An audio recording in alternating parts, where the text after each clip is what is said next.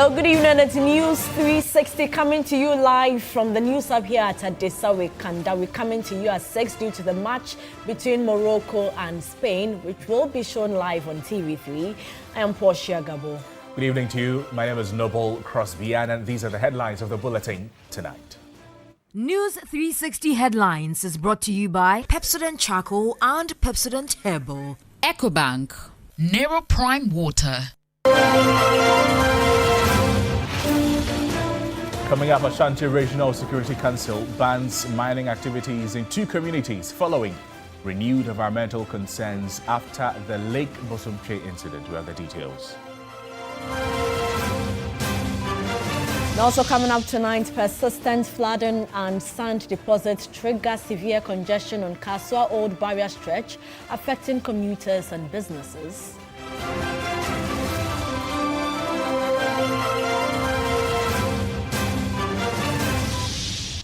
Ghana National Association of Teachers demand urgent action after report reveals millions of children learning under trees due to classroom deficits.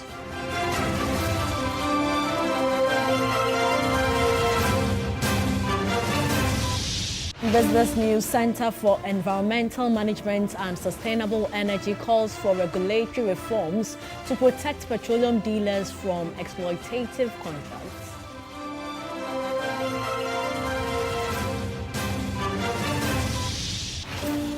In international news this evening, International Criminal Court reports breakthrough linking Sudan's Darfur war crimes investigations directly to senior leadership responsibilities and accountability.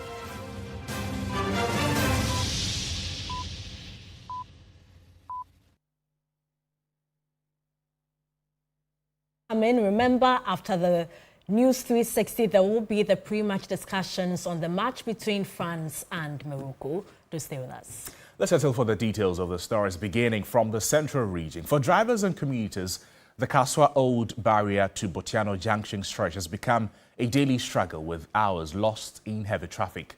Persistent flooding and sand build-up along sections of the Cape Coast-Accra Highway continue to disrupt movement, affecting businesses, residents and daily commuters who rely on the route. Joseph Armstrong Godala visited the area and he filed this report.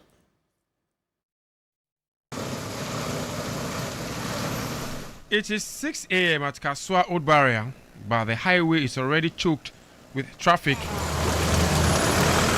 Drivers inch forward slowly as floodwater covers sections of the road, forcing vehicles onto a single lane and creating long queues stretching for several kilometers. Road users say the situation has become a daily occurrence, with congestion lasting from morning until evening. You are suffering. You've been in traffic for how long? Suffering for 4 hours. So you can imagine. You've been in traffic for 4 hours? Yes. And this has been on every year by year. We are experiencing the same thing every year, the same story. Why can't they? Exactly. Why can't they do something about it? According to officials of the Ghana Hydrological Authority, the flooding is linked to water flowing from areas behind Welsos Mall, where ongoing developments and poor drainage management have altered the natural flow of stormwater. A closer inspection of the highway reveals another major challenge. Drains along the stretch are heavily silted, reducing their capacity to carry water away during and after rainfall. Residents say the flooding has persisted for years, repeatedly destroying properties worth millions of Ghana cedis. Last week, Monday, so to a near shop in Munina in Sonkwa. Bibia say, I'm a fifty power and saying, oh, so fine, go for us. In so far, go for and say, be. Drivers and passengers also complain that spending hours in traffic is affecting their productivity, fuel expenses, and daily livelihoods. We took off around 8 o'clock and then now it's 9:02, so let's say with the road, okay, let's say 30 minutes. From SCC to this side, those days it used to be less than 5 minutes. But now you spend more? Oh, more, yeah, you spend more. Traffic no high, but 2 hours, 3 hours, and South Africa, do can Motorists who attempt to drive through the flooded section face additional risk. Large gullies hidden beneath the water have damaged vehicle springs, shafts, and other components. Adding to the challenge, tons of sand have accumulated along parts of the highway, further narrowing the carriageway and worsening congestion.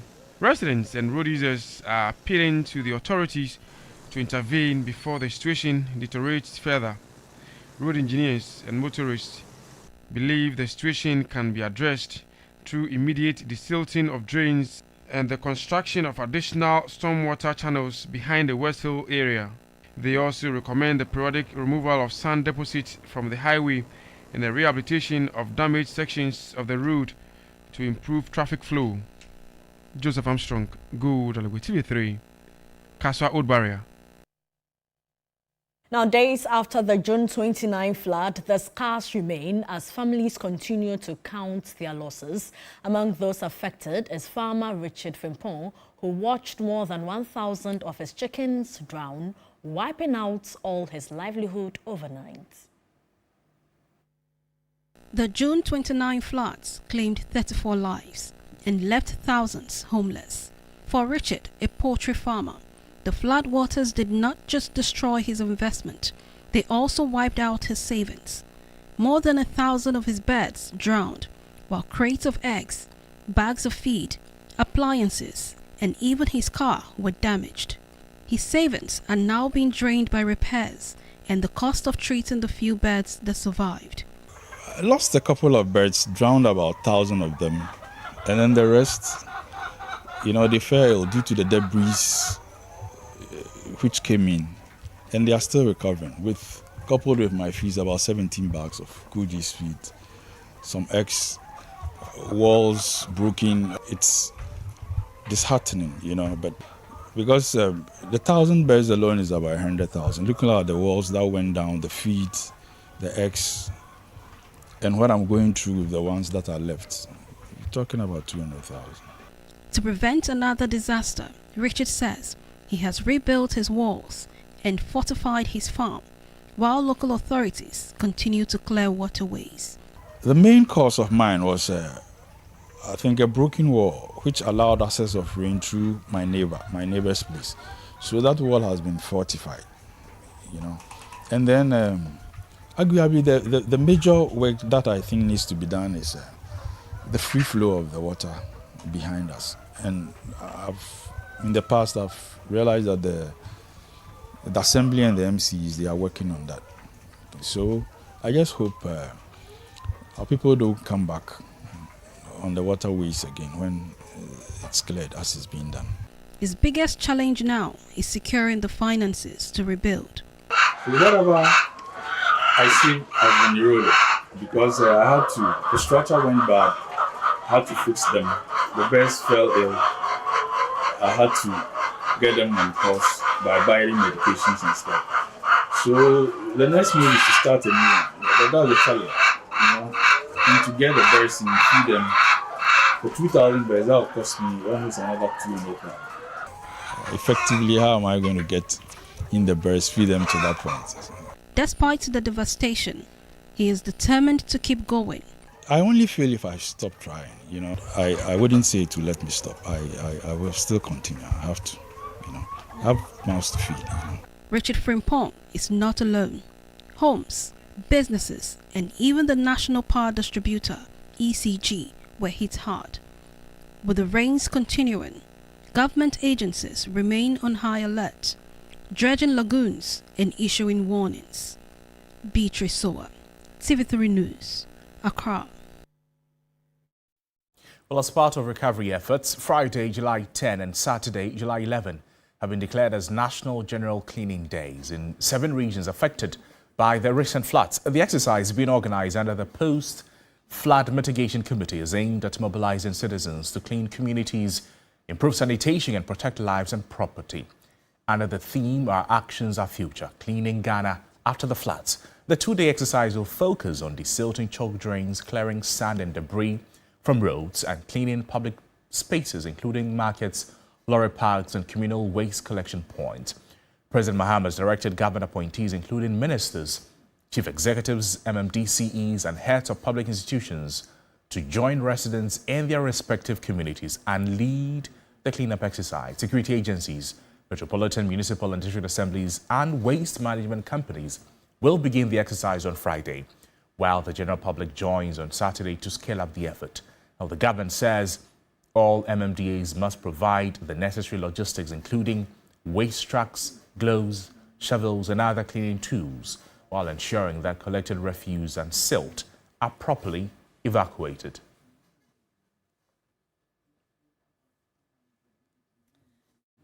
And the Minister of Local Government, Chieftaincy and Religious Affairs, Ahmed Ibrahim, has announced the plan for the two-day nationwide cleanup exercise aimed at reducing the risk of further flooding following the recent devastating floods that claimed many lives and destroyed property.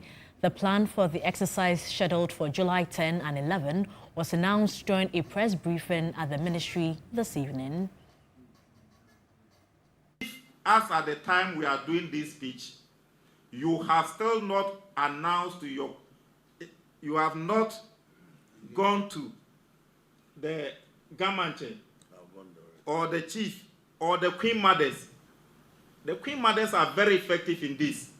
If they have not been informed, go there and inform them before. I know clap for Paco, they've done that already.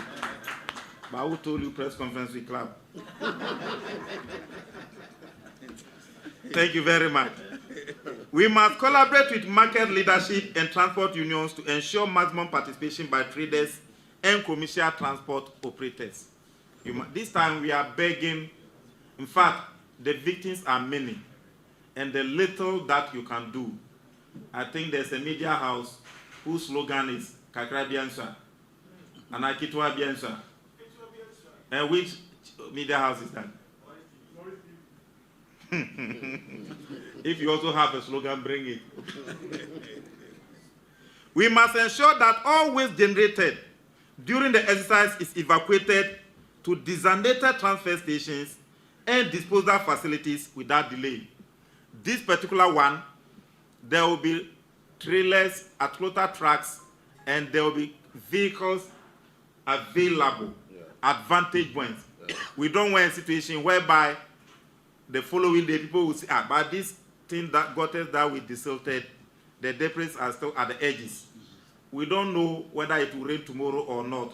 So if we go and desilt the gutters and put them on the edges, after the water has been drained back into the gutter, the sand must not be there. Now, the Ghana Journalists Association is demanding stronger action to address the country's recurring flood crisis. The president of the association, Albert Kwabena-Jomfo, urged all Ghanaians to fully participate in the two-day national cleanup exercise as part of efforts towards mitigating the impact of floods. Flooding in Ghana can no longer be treated as a purely seasonal inconvenience or an unavoidable act of nature.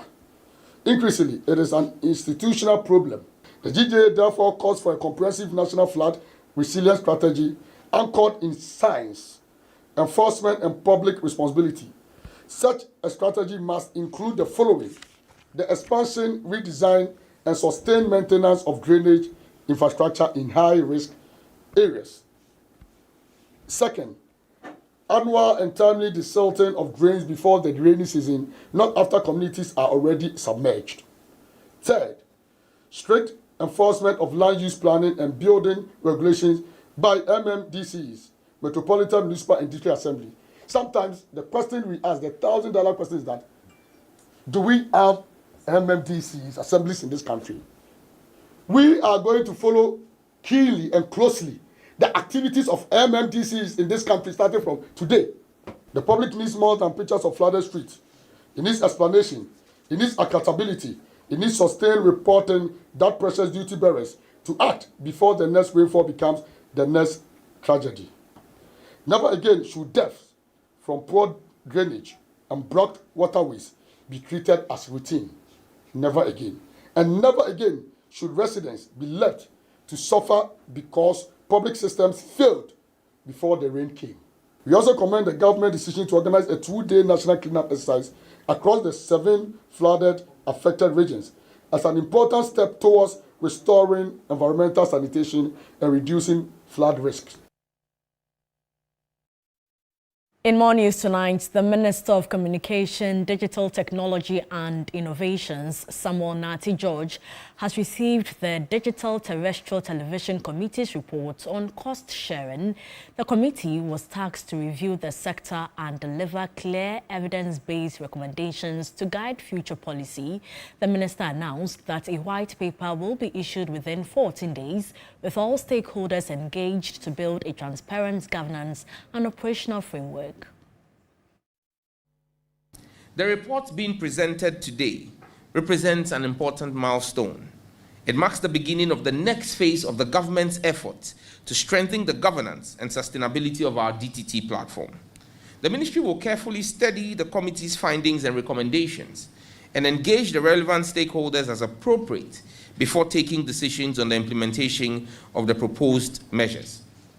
You can be rest assured, even before the ministry takes concrete policy decision, I'll issue a white paper that will be shared with all members of the DTT committee for us to have consensus going forward. The objective will be to establish a governance and operational framework that will be transparent, equitable, financially sustainable, and capable of supporting continued investments and innovation within Ghana's broadcasting sector. Ultimately, the success of the DTT platform must be measured by its technical performance and its ability to provide reliable broadcasting services, to promote our media pluralism, and to support local content development, and ensure that all Ghanaians continue to benefit from accessible, high-quality, free-to-air television services. In more stories tonight, Ghana's education sector is facing renewed scrutiny following alarming revelations in the 2025 Auditor General's report. Now, the report paints a disturbing picture of millions of children learning in unsafe conditions, with many still studying under trees due to a lack of classrooms. Teacher unions warn that the situation poses a serious threat to the country's future, while the Ministry of Education insists steps are already underway to address the crisis. There's a report by Daniel Opoku. The 2025 Auditor General's report has uncovered a troubling reality in Ghana's education sector. According to the report, more than 3 million school children across the country are currently receiving lessons under trees because they do not have proper classrooms. The situation exposes them to harsh weather conditions and creates an environment that undermines effective teaching and learning. The report has sparked strong reactions from teacher unions. The Ghana National Association of Teachers, NAT, says it is deeply saddened by the findings, describing the situation as unacceptable. NAT General Secretary Thomas Tanko Musa warns that Ghana is sitting on what he calls an education time bomb. All that they are asking for, just put the infrastructure there. Take your AC away. That one too we cannot give them. And yet the fathers and the mothers, we give them not only office buildings, we put AC, we put tiling, we put what, and children, we ask them to go and sit under trees. Let the fathers and the mothers sit under trees and work. Let us put our computers and everything under trees and begin to work. And let us see how it feels like. He's also calling the government and the Ministry of Education to urgently review existing education policies and prioritize investment in school infrastructure. We need to adopt the principle of equity. Let us look out for those who do not have, so that together we can develop. But here we are, the same resources we have. We have not added anything to it, and yet we are adding more commitment. Free, everything free. Where do we get the money from? Those who have, we should tell them in plain language. Once you don't need it, please let us give it to those who need these things. And I don't think any person will be offended. Meanwhile, the Minister of Education says it has taken note of the Auditor General's findings and has constituted a committee to study the report and recommend appropriate interventions. Work is ongoing at various levels in the regions. What GETFund is doing, what the ministry is also doing, put together, we should be able to have a figure close to 1,000 schools that will be eliminated from the schools under trees. Hashmin Mohammed, Press Secretary to the Ministry of Education says the ministry is committed to addressing the challenges identified in the report. The ministry has plans as and when it receives the needed resources to scale up the expansion of basic schools, the construction of basic schools across the country to be able to address the problem. He further disclosed that the government is already implementing measures to improve educational infrastructure nationwide. Let's now go to the Ashanti region, where the Security Council has banned all mining activities in 2 communities within the Atrima-Kwama district of the region. And this is the second time the Regional Security Council is taking such an action since the Lake Bosomtwe incident, which gained a wider public attention. A report by William Evanson Kumu.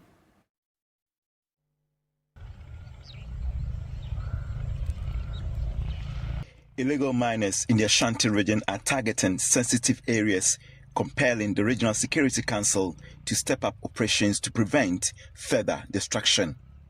Here at Nyeneso number 1, the destruction spans several hectares beyond reach. The team had to fly a drone to understand the extent of damage.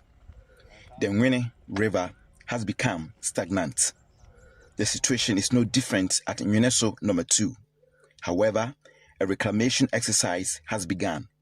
Here, the polluter pay principle has been applied, where small-scale miners are bearing the cost of the reclamation. All areas that have been mined irresponsibly, we are going to ensure that we reclaim the land and get the vegetation cover back. So if you look at the area that we have visited and toured so far, about 10 acres of land have been reclaimed.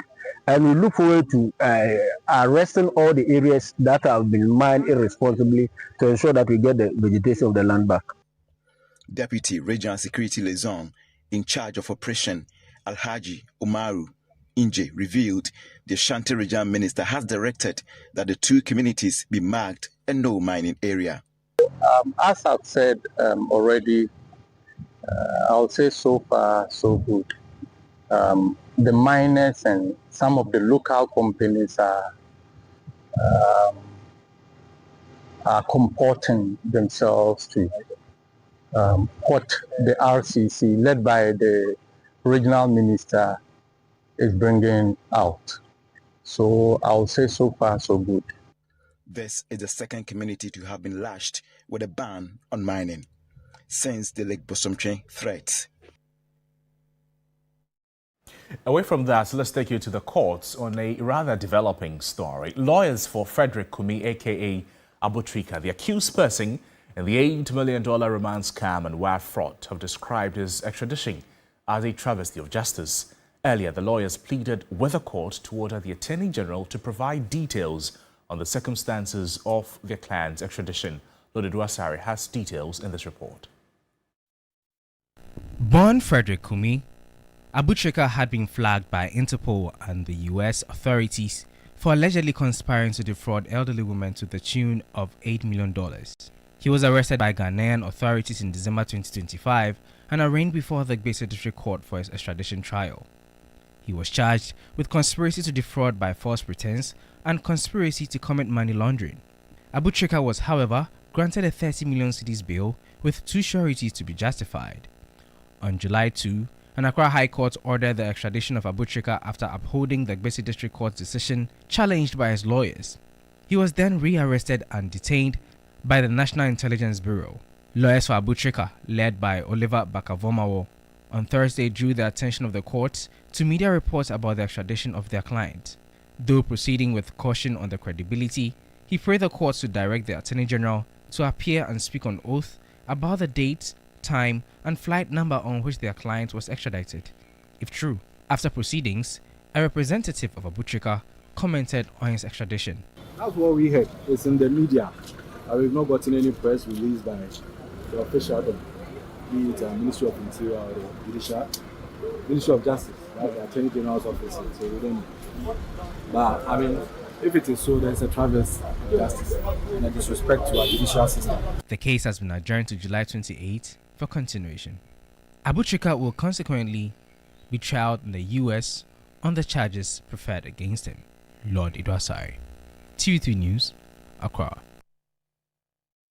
And away from the court, President John Mahama has announced an expansion of the Ghana Medical Trust Fund, saying it will no longer focus only on financing treatment for persons with non-communicable diseases. Speaking at the commissioning of the new cardiac catheterization laboratory at the National Cardiothoracic Center of the Korle Bu Teaching Hospital, the president said government recognizes that financial support alone cannot address the country's healthcare challenges. The state-of-the-art cardiac catheterization laboratory of the National Cardiothoracic Center of the Korle Bu Teaching Hospital, funded through the Ghana Medical Trust Fund, is expected to strengthen Ghana's capacity to diagnose and treat complex cardiovascular diseases while improving emergency stroke care. Each successful procedure carried out here will represent more than a medical achievement. It will mean another patient returning home to his family, another worker returning to productive employment, another young Ghanaian given a second chance to pursue their dreams. That is the true value of investing in healthcare.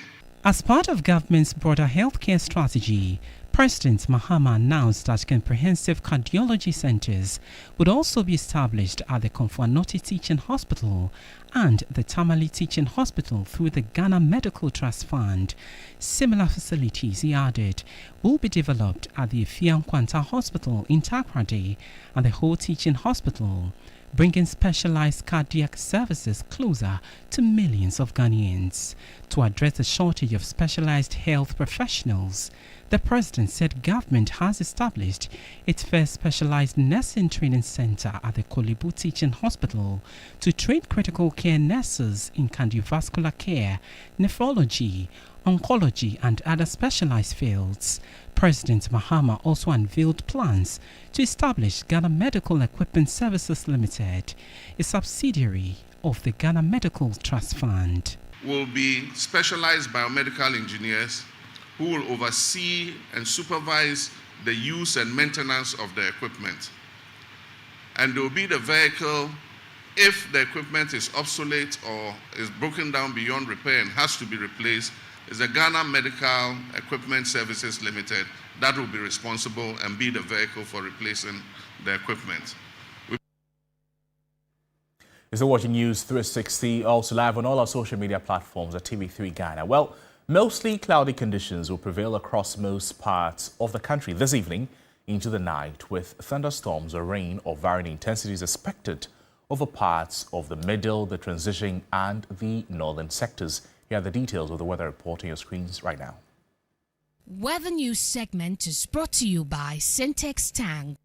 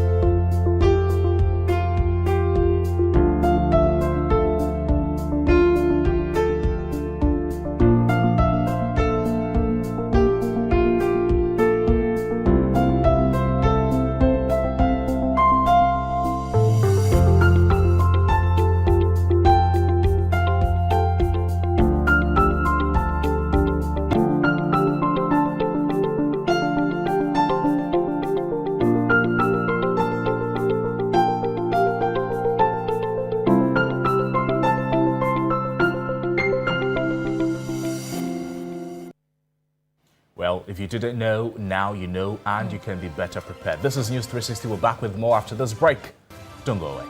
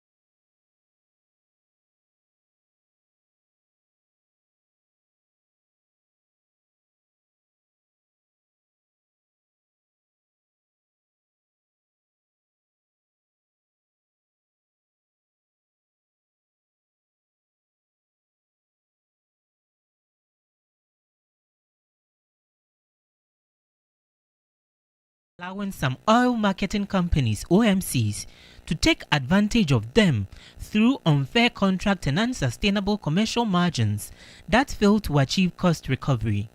The new MP Act that is coming, dealers must be fully recognized. And beyond that, I also think that MPA must have an arm at its headquarters to listen to the plights of these dealers in addressing their challenges in terms of the contract they sign with these OMCs, so that we can have a sustainable downstream that serves the interests of all petroleum service providers. While commending the MPA for its recent progress in addressing the compensation and remuneration grievances of tanker drivers, the SEMSA boss emphasized that the regulatory focus must now expand to dealers and pump attendants in 2026. Beyond the tanker drivers in the petroleum downstream are also fuel attendants and then dealers. I think that the year 2026 must be a year that also needs some reform in the petroleum downstream, so that we can address the compensation issues of the dealers and also fuel attendants at most of the retail outlets. The dealers complain that because of unregulated fiscal regime or margin regime they have with their OMCs, some of these OMCs are taking advantage of them and giving them smaller margins based on sales volumes. Away from that, the Minister for Trade, Agribusiness and Industry has assured of government support for a local manufacturing company following the June 29 floods. The move is part of government's effort to support Ghana's import substitution agenda and job sustainability. The June 29 floods swept through the warehouse of Three Dreamers Manufacturing Company, destroying goods worth millions of cedis. The Minister for Trade, Agribusiness and Industry, Elizabeth Ofosu-Adjare, during an assessment of the damage, said the government is committed to working with the company to restore the affected sections and help it return to full operations. This plant employs about 600 people, and I think that as a minister responsible for industry, it is something that I'm interested in. Even if you're employing a person, 2 or 3, I'm still interested in what you do. So if you are doing 600, then you know that this is high priority. We've had major discussions on how we will move forward. It looks like we will soon be able to bring them back on stream if you're able to put 1 or 2 things together. The company, which employs more than 600 people, says it is determined to continue production to sustain jobs. We are praying that we can do more to help the country, because not only government can employ people. We too, we are ready to support government so that we can let people get something, get some job. Three Dreamers Manufacturing Company uses locally sourced raw materials to produce confectionery, toilet rolls and pastries. Let's now take a look at how the cedi is faring against other trading currencies and how some of our key commodities are faring on the global market.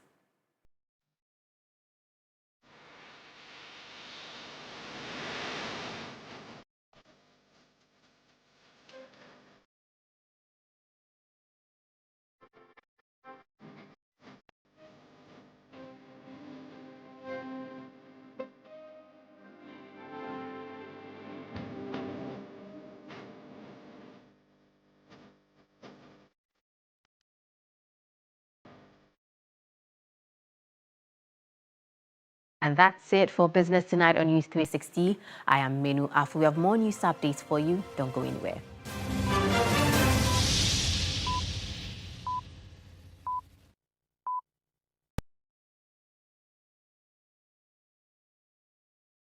Africa is evolving. Businesses are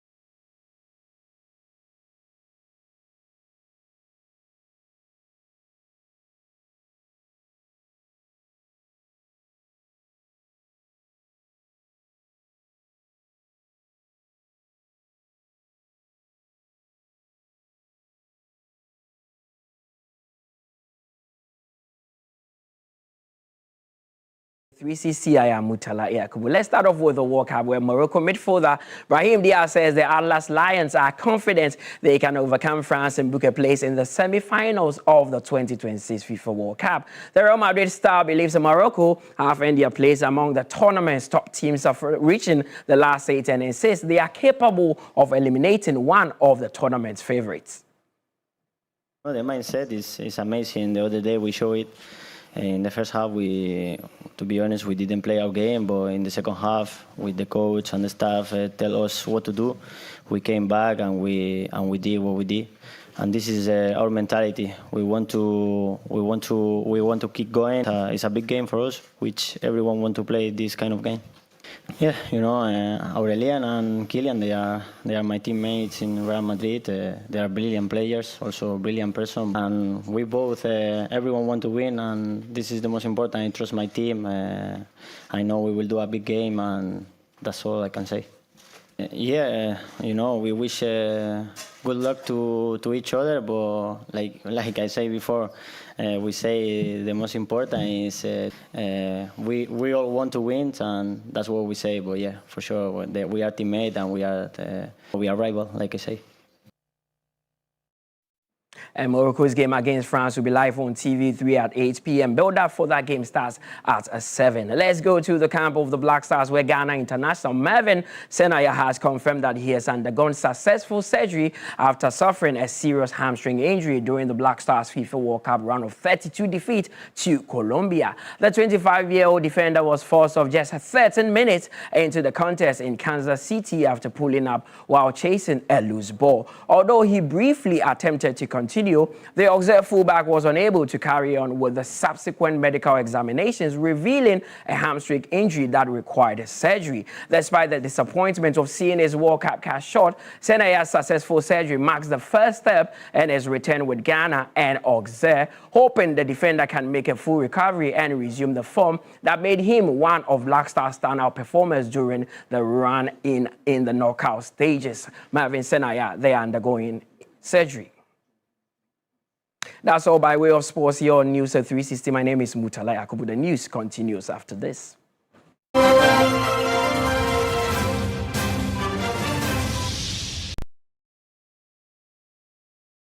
right, listen up.